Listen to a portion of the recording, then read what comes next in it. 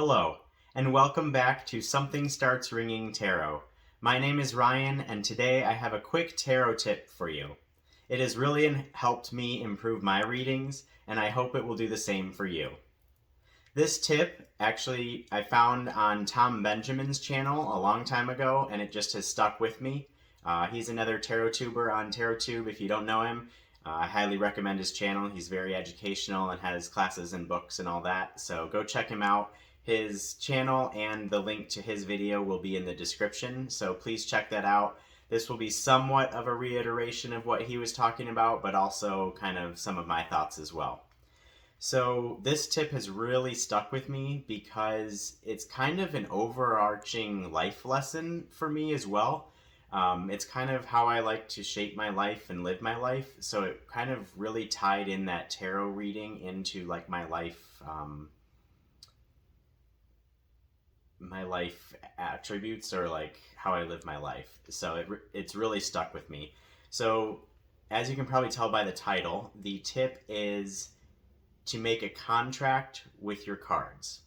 And what I mean by this is to set the rules and intentions of the reading before you start your reading practice. This may sound simple, this may sound obvious, but to me it really made sense that you have to set the rules and expectations before you can get the answers that you're looking for. So in my tip, I guess, is to apply this to all parts of the reading.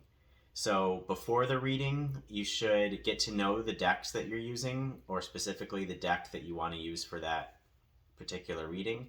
I think you should go through every card and know the deck and know what's in it and kind of the intentions of the artist and how it's supposed to be used or how they suggest to use it. Just kind of get a vibe for the deck. So that's kind of the beginning of the contract, is understanding what the deck is there to give you and placing your meanings on the cards that you see in each card or in each suit, or however that works for you. So that's kind of the very first thing that I recommend doing in this contract, is to kind of establish what the deck is first and foremost, and all the cards in it. The second thing to do in this contract that you're kind of agreeing to with the cards is that you should decide in your head what you believe tarot does and is. This will kind of all make sense as you get actually to the reading, but if you don't know what you believe, then you're kind of just asking the universe or asking random questions, and it's not really a focused like, what can you give me, or what does tarot do for me. So I would recommend that be like the next thing in the contract, is to agree on what the deck is and then agree on what tarot is to you. Obviously you don't have to be like firm in all these questions, but it really helps to kind of go through these steps to make this contract that will set up your readings. So the next thing is your question. There's a lot of YouTube videos on this about how to frame your question, what questions you ask. This kind of goes along with what you believe tarot does. So you can ask predictive questions or not predictive questions, or personal questions or love questions or work questions, and it just kind of all depends. But the question you ask specifically is very important. So you should have that in mind before you start your shuffling or before you start your reading. The next part in the before section of this contract, before your reading, is that you should choose which deck you're going to be using. Obviously, you have to do this for any reading, but you should know the deck first, like I mentioned, but you have to choose the deck that will kind of give you the vibes that you're looking for that question. And then you have to pre-decide before the reading what the meaning of the cards in that deck are with respect to that question. So Tom Benjamin gives a couple examples of this. So if you're asking like a when question, like when will he propose, or when will I have a baby, or future prediction questions, like timing questions. So he said when you do this, you could agree with your deck that the first 12 major arcana are the months of the year, and you can shuffle just the major arcana. And if you pull one of those, then you get, let's say, the Magician. This is the same example he gave. Then it would be in January, let's say. So you already have this agreement of what cards mean what to your question. You could do like the suits are different seasons if you want to get a little more general than a specific month. You could say, okay, the swords are winter. So if I choose a sword when I'm asking this when question, it would mean in the winter. He also gave examples of is if you're asking a who question, like who will be my next boyfriend, or who will help me out on this issue that I'm having in life, or who should I go to for advice. You could just use the court cards, but then you have to agree on how, you have to like agree in your mind and with the deck how the court cards will tell you who that is. You could have a specific person for each court card, or you could have a gender association if you want to with those specific court cards, or you could have an age range. So like maybe the queens and the kings are the older generation than you, and maybe pages and knights are younger than you. So you can kind of divide it up, but I recommend having a meaning associated with the cards that you are using before you even start shuffling. So if you know, so you know what to expect when you get there, and you're not just pulling cards and then trying to make sense of what the cards are saying. Another example of this is if you're asking a yes or no question, you have to agree what cards kind of mean yes and what cards mean no. So if you could divide this up by the suits, you could divide it up by specific feelings of specific cards if you want to, and make your own little yes or no chart. But if you're asking a simple yes or no question, you kind of have, I would recommend, I'm not going to say you have to do any of this, but I would recommend that you know what cards are yes and no before you pull it, before you shuffle and deal, so that the deck knows what to tell you, what you're looking for, kind of thing. Like what the deck knows how to communicate with you, I guess. And also, you know, when the cards are laid out, okay, that's a yes, that's a no, instead of having to struggle to figure out, okay, well, this is the 10 of Cups, so that's a happy card, so that probably means yes, but it could mean that you're at the end of a cycle, so maybe that, like, it gets into a lot more detail. But if you're just looking for a yes or no, you have to kind of agree on, does this card tell me yes, does this card tell me no, and that can simplify the reading. And lastly, another example is you could choose like what colors mean in this deck, and what that could answer a question. If you're looking for like what's the energy of the day or something, you could agree on, if I see more pinks or more greens or more yellows, what does that mean? But you kind of have to have that contract in your mind and agreement with the cards, so that when the cards are shown, you can, I hope this is making sense, so you can agree on what the reading is going to be. So then that's kind of the before section. So all of that happens, the deck choice, you know what the deck is, you know what you believe, you know what each card means in specific to your question. That's all before you even start the reading. And then when you start the reading, you also have to, or I would recommend, again, I would recommend kind of having in your mind the way you want to shuffle and how you will pull the cards before you begin. Some people believe different things on this, but I always do the same pattern and stay consistent. So I riffle shuffle, and then I overhand shuffle, then I riffle shuffle some more and overhand shuffle some more. And then I riffle shuffle the number of times that I'm drawing a card, and then I cut the deck into 3 parts, and then I spread it out and choose my cards from there. So that's just how I do it. That may be over the top. I don't do it every time, but that's kind of my pattern. But I agree with the cards that that is what I'm going to do, so that when I lay out the cards, it knows that it's been through its process and it's ready to tell me the answers. And then during the reading, once you pick your cards and you see the cards laid out, you already have the contract that you've made with the cards in your head. The cards are telling you something. You read the cards as they're presented, I guess. Um, Another thing to make this simple is that you agree on your question beforehand so that the cards are only answering that question. So this is kind of a long contract of making sure the cards know the requirements of the reading before you're trying to get answers from the cards, I guess is how I'm saying it.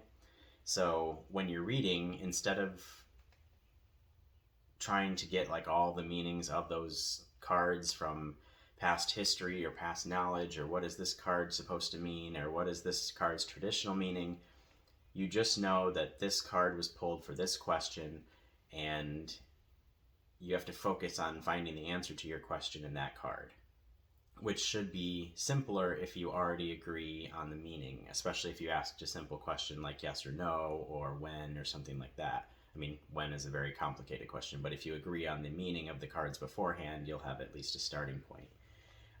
So my advice is stick to the contract during your reading. So before the reading is when you're giving the deck all the rules of the reading in your head, or write it down, or whatever you want to do. So you're kind of writing this contract or coming up with this contract, forming this contract for the cards so that they know how to communicate with you. During the reading is you're kind of holding up that bargain. So it is communicated with you how you agreed, and then you have to honor that bargain and say, okay, this is the question I asked, these are the meanings I set beforehand, this is what you're telling me now. So that all kind of plays in order, in a logical order.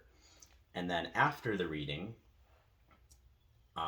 you have to decide, this is all like in your pre-thoughts, like you have to agree to all this before you start the reading, but after the reading, you have to kind of think about, will this reading affect my decisions in my life? Will I make decisions in my life based on this reading? Is that what I'm looking for? Is that what I believe tarot can do for me? Is that what I think is smart in my life? Is that kind of the only source I want to go to for this question?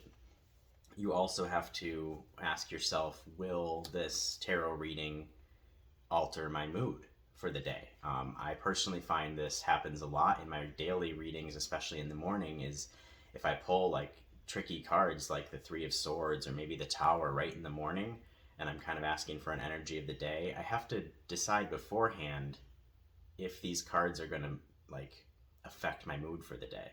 So if I draw a really hard card like that, and I've agreed that it's not going to affect my mood, and I just kind of want to feel the lesson of the day, then it's a lot easier after the reading to kind of think about it, but not let it overwhelm me. But on the other hand, if I want it to kind of direct my day, then I agree with that beforehand and say, okay, give me the lesson that I need to learn today and hold with me and think about all day. And then after the reading, I know that that's part of the contract. So I want to think about this card and see what this card told me for the whole day and kind of let it affect my mood. So again, you have to, I would recommend in this contract, setting out all of the example or all the requirements and rules of the reading from start to finish before you even start your reading. So your deck knows how to communicate with you and you know how to read what the deck is telling you. So that's kind of the whole tip. This is probably not revolutionary by any means, but it just really, really stuck with me as a very, I don't want to say simple, but it's kind of a straightforward, logical way to get better readings and to simplify your readings. So if you know what you're looking for and you know, and you tell the deck or make those intentions known in your mind or whatever, that this is how you're going to read the cards when they come out, then when they come out, you have a simpler time of deciphering the message that the deck is trying to tell you. And especially back to the question, if you stick to just the question that you asked, it makes the reading a lot simpler, because obviously the tarot applies to everything in life and everything in everyone's life. So if you try to apply that to a large scale thing, when you're not asking that, it really becomes a confusing reading and kind of hard to interpret the cards that I've found. So yeah, the tip is just to set the rules and intentions for the entire reading, before the reading, during the reading, after the reading, at the very beginning, before you even start laying out cards. This really stuck with me because this is kind of directly in line with my general personality, and just how I prefer to live life. So I've kind of almost used this tip or find myself living this tip in like work life. So it's always easier if you have a customer that tells you what the requirements are for their project. So you know right up front and you all agree to these are the requirements of the project. Then when you present the product or the service or whatever, you know I've met all these requirements, or these are the ones I've missed, so maybe I'll give you a discount or whatever. You have a contract that this is what is expected and I've met that. And now our service is done or our product is paid for or whatever. So I think it's very important to have that in work life as well, is just a agreement at least of what is expected and what is given. Pretty straightforward. And then also in my social life, this kind of applies to my social life, that I like to know what I'm getting into before I get into it. So I know like how I'm supposed to behave, or what the expectations of a certain party is, or a certain group, or maybe the like clientele at a certain bar, or how I should dress at a restaurant. It's all kind of a mental contract of this is what this place has agreed upon, and I want to know the expectations before I get there, so that I'm prepared and I'm ready to present myself in a way that's appropriate for that atmosphere or around those certain people.